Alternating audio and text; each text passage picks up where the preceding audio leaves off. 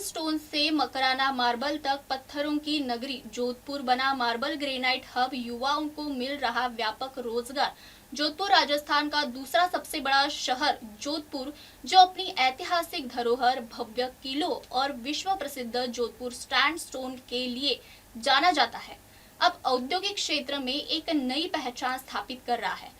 पारंपरिक रूप से पत्थरों की नगरी कहलाने वाला यह शहर आज मार्बल और ग्रेनाइट औद्योगिक के क्षेत्र में तेजी से उभरता हुआ केंद्र बन चुका है।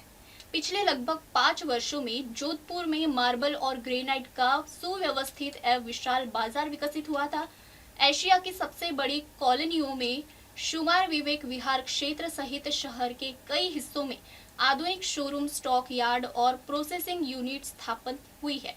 यहाँ अब राजस्थान का प्रसिद्ध Makrana marble, Rajnagar marble, Italian marble तथा विभिन्न प्रकार की प्रीमियर ग्रेनाइट स्थानीय स्तर पर उपलब्ध कराई जा रही है।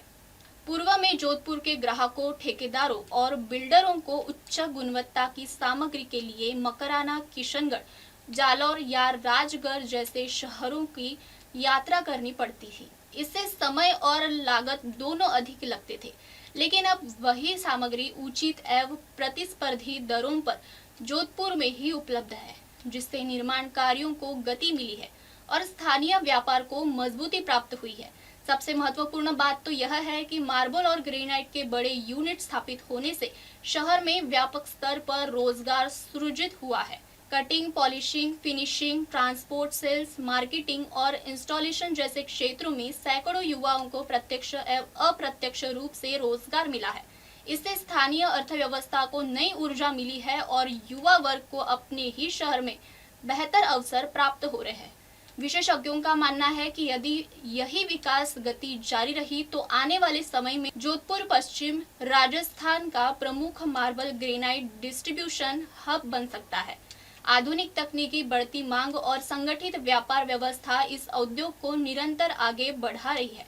स्पष्ट है कि जोधपुर अब केवल सैंडस्टोन तक सीमित नहीं रहा, बल्कि मार्बल और ग्रेनाइट उद्योग के माध्यम से औद्योगिक प्रगति और रोजगार सृजन का नया अध्याय लिख रहा है।